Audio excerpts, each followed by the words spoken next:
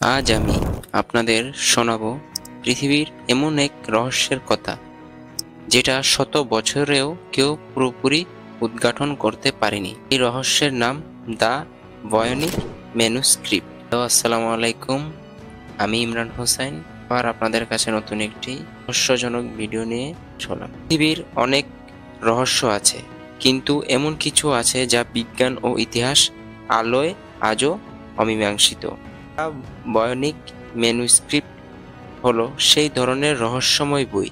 এটি প্রথম আবিষ্কার করা হয় 1992 সালে, যখন পোল্যান্ডের এক বই বিক্রেতা উইলফ্রিড ভয়নিক এটি ইতালির এক পুরনো মাঠ থেকে খুঁজে পান। বইটি চোখে পড়ে একেবারে অদ্ভুত।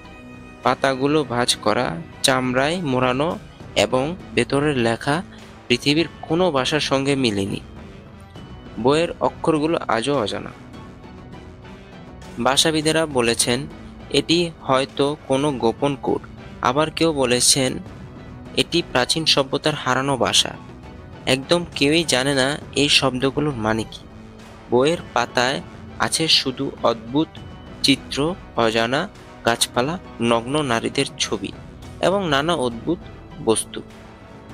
গবেষকরা এখনো বুঝতে পারছেন না এগুলো কি, কোন ধর্মীয় রীতি, কি বিজ্ঞান নাকি শুধু কল্পনা।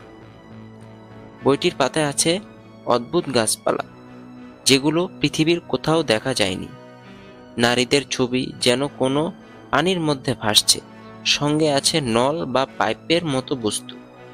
রহস্যময় এই চিত্রগুলো দেখে কেউ বলছে এটি হয়তো প্রাচীন এলিয়েন সভ্যতার কিছু তথ্য, আবার কেউ বলছে এগুলো কোনো এনএক্স বা গোপন বিজ্ঞান দেখাচ্ছে।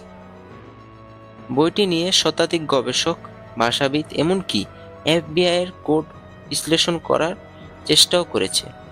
কেউ পুরোপুরি সফল হয়নি।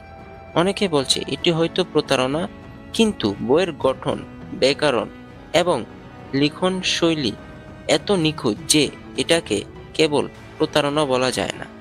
এক একজন গবেষক কয়েক মাস বা বছর ব্যয় করেছে, কিন্তু শেষ পর্যন্ত কেউ বলতে পারেনি বইয়ের প্রকৃত মানে কি। ভয়নিক ম্যানুস্ক্রিপ্ট শুধু একটি বই নয়, এটি মানুষের কৌতূহলের চূড়ান্ত উদাহরণ। এই বই আমাদের স্মরণ করিয়ে দেয় কত কিছু আমরা এখনো জানি না। কিছু গবেষক বলছে হয়তো এই বই আমাদের এমন তথ্য দেখাচ্ছে যা মানব সভ্যতা এখনো প্রস্তুত নয় বুঝতে। আবার কেউ বলছে হয়তো এটি একদিন ভবিষ্যতে অমীমাংসিত রহস্যের চাবিকাঠি হয়ে দাঁড়াবে।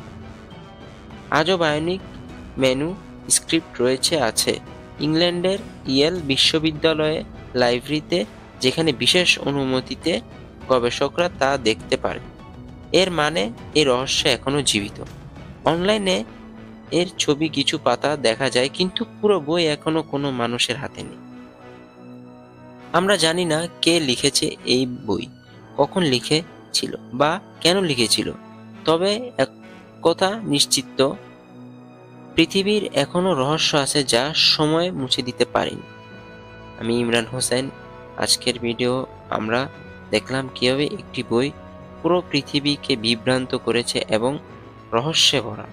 আরও এমন রহস্য জানতে চাইলে অবশ্যই আমাদের চ্যানেলে সাবস্ক্রাইব করে ভুলবেন না।